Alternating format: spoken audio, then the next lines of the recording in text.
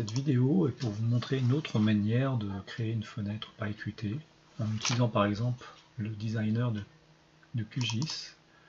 Donc QGIS propose un outil qui s'appelle Qt Designer qui permet en fait de designer ou de dessiner vos fenêtres. Alors on retrouve tous les éléments de PyQt ici. On pourrait demander de créer une fenêtre dialogue avec des boutons déjà. Donc on a notre fenêtre dialogue. Donc on va sauvegarder ce fichier. On va l'appeler myform. Donc c'est un fichier .ui. On va sauvegarder. Ce qu'on va faire, on va ni plus ni moins créer notre application dans Python. Donc tel qu'on faisait avant, on va créer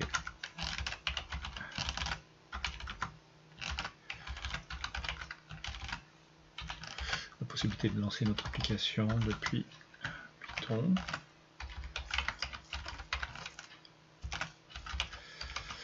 Donc ça c'est ce qui ressemble à ce qu'on a fait auparavant.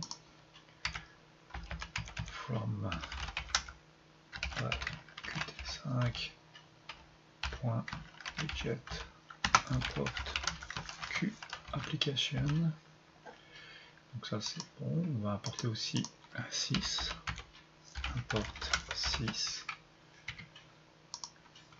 On va définir, comme on l'avait fait avant, une classe. Simplement, cette classe va être un peu différente. Donc, toujours, elle va hériter de QDialog. QDialog. Donc, on va importer ça aussi. Donc, ce sera une sorte de fenêtre dialogue qu'on va modifier. On va faire en sorte que quand le programme se termine, il se terminera quand la fenêtre sera terminée aussi. Donc déclenchement de confirmera la fenêtre. On va fermer le programme.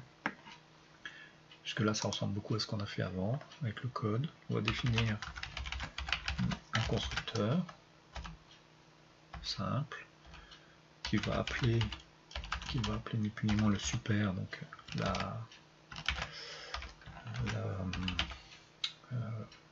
le constructeur de la parent, de la classe parent qui est le dialogue. Self, donc self.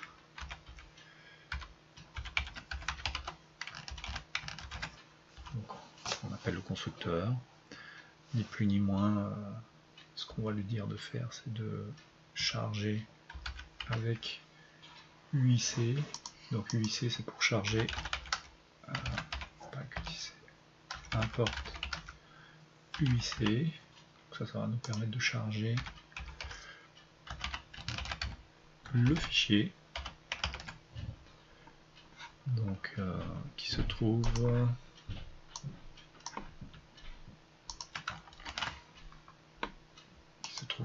à cet endroit. Donc on va charger le fichier qui a été fait dans Qt Designer. On va simplement lui dire d'afficher la fenêtre. On exécute. Ok. Juste vérifier où a été sauvegardé le fichier. On va faire save as. Ok, desktop. On va faire ça comme ça. Ça va être mieux. On exécute. Donc le fichier, il nous charge exactement la fenêtre que l'on a dessinée dans le designer. On va l'améliorer cette fenêtre. On va lui mettre par exemple un widget au centre. Ici on va mettre un layout pour la fenêtre qui va être un vertical layout. On a ça. On va placer nos champs. Alors nos champs, ils sont dans les input widget. On va peut-être mettre un label, display widget ici, un label, glisse, un champ line edit, voilà, comme dans l'exemple précédent. Donc on va simplement changer le nom qui s'affiche, on va marquer title, donc champ de l'étiquette, et ici on va changer le nom qui est important, marquer title edit, donc on change on change le nom de l'objet ici. Donc ça c'est ce qu'on a besoin. Si on veut qu'il soit parfaitement aligné, il faut absolument que le QWidget ait un layout. On va lui mettre un layout. On pourrait l'utiliser à forme layout par exemple, ce qui est pas mal. Ça nous permet d'avoir des étiquettes et des champs. Je sauvegarde. Donc on a défini graphiquement notre fenêtre. On l'exécute. La fenêtre a été exécutée telle qu'elle est dessinée. Donc ce fichier contient toutes les informations. Maintenant, si on souhaite récupérer les informations du champ, donc ce que l'on peut faire, c'est aller chercher le champ lineEdit, comme on peut le trouver, avec une méthode qui s'appelle find child. Donc on cherche un QLineEdit, donc ça c'est un champ de saisie, QLineEdit, c'est ce qu'on a besoin de chercher.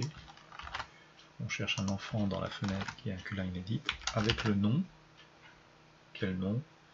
Alors, le nom de l'objet. Le nom de l'objet, il est là, objet name. C'est ça qu'on a besoin. Donc, on va chercher ça. Ça va nous permettre de récupérer la référence. On peut vérifier. lineEdit. Est-ce qu'on va le récupérer? Si on exécute, on récupère bien en console la référence de cet objet. Parfait. Donc, si on veut récupérer l'information qui est dans cet objet, dans le champ de saisie, quand on ferme la fenêtre. Quand on ferme la fenêtre, en fait, si on regarde, ça va être ces éléments qui vont fermer la fenêtre.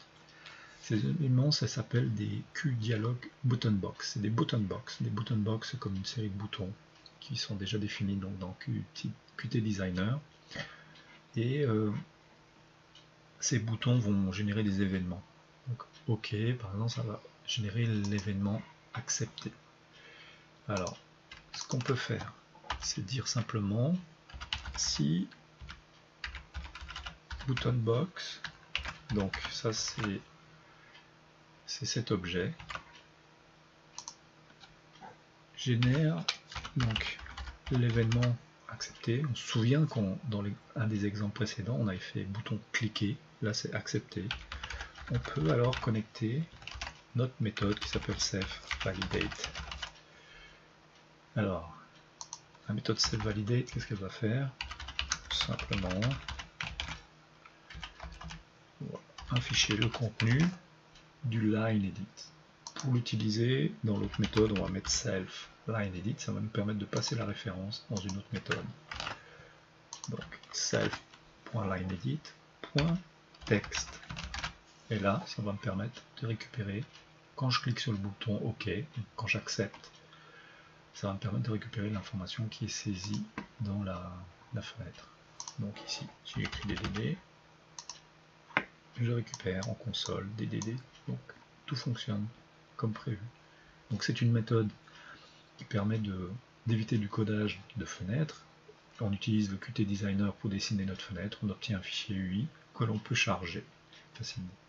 On verra que cette approche est utilisée dans les plugins QGIS, donc c'est important de savoir faire ça aussi.